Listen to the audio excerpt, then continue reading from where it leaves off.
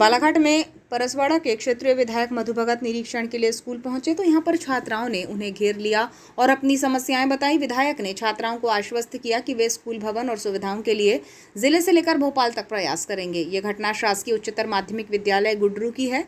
छात्राओं ने विधायक को बताया कि स्कूल भवन की छतों से पानी रिसता है, पेयजल और शौचालय की समस्या है और एक ही कमरे में 2 कक्षाएं संचालित की जा रही हैं। छात्राओं ने पेयजल, शौचालय, साफ सफाई और बैठक व्यवस्था की खराब स्थिति के साथ साथ भवन की जर्जर हालत पर भी चिंता व्यक्त की। विधायक मधु भगत ने निरीक्षण के दौरान पाया कि बारिश में लगभग सभी कक्षाओं की छतों और दीवारों से पानी रिसता है। विद्यार्थियों को ऐसे सीलन भरे कमरों में पढ़ाई करनी पड़ रही है। लाखों रुपये की लागत से बनी नल जल व्यवस्था भी बंद पड़ी है, जिससे विद्यार्थियों को पीने का पानी नहीं मिल पा रहा है। रसोईया आशाबाई रंगारे ने भी बताया कि पेयजल की समस्या पिछले 2 सालों से बनी हुई है। छात्र छात्राओं का कहना है कि शिक्षण संस्थान में स्वच्छ और सुरक्षित वातावरण जरूरी है, लेकिन सुविधाओं के अभाव में उन्हें कठिनाइयों का सामना करना पड़ रहा है। इसके अलावा कक्षा 11वीं और 12वीं के कॉमर्स विषय के छात्रों के लिए अलग अलग कमरे नहीं हैं, इसलिए एक ही कमरे में दोनों कक्षाओं का संचालन किया जा रहा है, जिससे उनकी पढ़ाई प्रभावित हो रही है। इन गंभीर समस्याओं के बावजूद लाखों की नल जल योजना बंद पड़ी है और कक्षाओं में पानी रिसने की समस्या का स्थायी समाधान नहीं किया जा रहा है। अब देखना होगा कि विद्यालय की इन समस्याओं के समाधान के लिए संबंधित विभाग क्या कदम उठाते हैं। कौन सी कक्षा के छात्र हैं? कौन सा विषय पढ़ते हैं? कॉमर्स। कितने बच्चे हैं कॉमर्स में? हमारे 11वीं क्लास में 3 है और 12वीं क्लास में 6 है। 12th में 6 हैं, 11th में तो 11। कितने हैं? 11th में कितने? 3 और 12th में 6। तो प्रतिदिन यहीं पे क्लास लगाया जाता है अपना? ये 4-5 बेंचों में ही क्लास लगती है अपनी? अभी और बच्चे आने तो फिर कहाँ बैठेंगे? एक डेस्क में 2 लोग बैठते हैं। ये शुरू से संचालित हो रहा है, अभी वर्तमान में कर रहे हैं? नहीं, शुरू से। आपके लिए रूम नहीं है? विधायक मधु भगत ने स्कूल में व्याप्त समस्याओं के लिए सीधे तौर पर जिला शिक्षा अधिकारी और भोपाल शिक्षा मंत्रालय को इसका जिम्मेदार बताते हुए कहा कि वो स्कूल में व्याप्त समस्याओं के निराकरण के लिए हर संभव प्रयास करेंगे। खामियों का अंबार मिला मुझे शासकीय उच्चतर माध्यमिक शाला गुडरू के अंदर। प्राचार्य के साथ साथ मैंने टीचर शिक्षकों की भी समीक्षा की।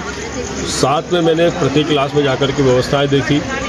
जहां छत को देखा तो पूरी की पूरी स्कूल की छत पानी से टपटपा रही है।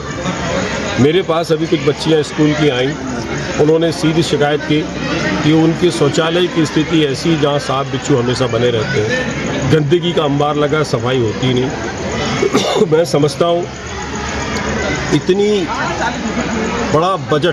बड़ा बजट होने के बाद आज मेरी विधानसभा के अंदर, इस ग्राम गुडरू के अंदर जो हमारी बालिका बाहुल्य स्कूल है, जहाँ शौचालय नहीं है, जहाँ बैठने की टेबल की पूरी व्यवस्था नहीं है, जहाँ बिजली से अव्यवस्थित पंखों में बिजली के तार फिटिंग सही नहीं है, और दूसरा यहाँ की जो आउटलेट जो नालियाँ हैं वो चौक पड़ी हैं, तो कहीं ना कहीं इसका जिम्मेदार कौन है?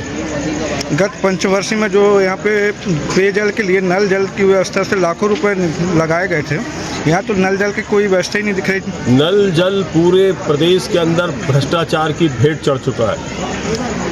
मैं सिंचाई अपने पीएचई की मंत्री उइके मैडम को कहना चाहूँगा कि आप बैठे बैठे बजट पास करती हैं और उसका पूरा बंटाधार आप और आपके अधिकारी और आपके कर्मचारी मिल करके बंदरवाट करते हैं और किसी प्रकार का निर्माण यहाँ पे नहीं होता। इस स्कूल में सबसे ज़्यादा ये है कि पेयजल की समस्या सबसे ज़्यादा बनी हुई है।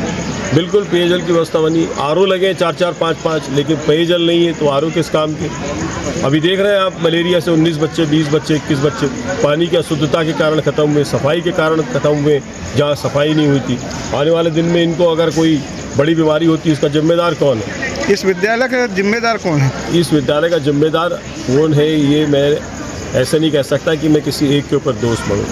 विद्यालय सुरक्षित व्यवस्थित जब ही हो सकता है जब यहाँ का प्रचार जो हमेशा से सुरक्षित व्यवस्थित की हमेशा डिमांड नोट भेज रहे हैं, लेकिन बैठे हुए बालाघाट के और प्रदेश में बैठे हुए वो अधिकारी जो इस ओर ध्यान नहीं दे रहे हैं।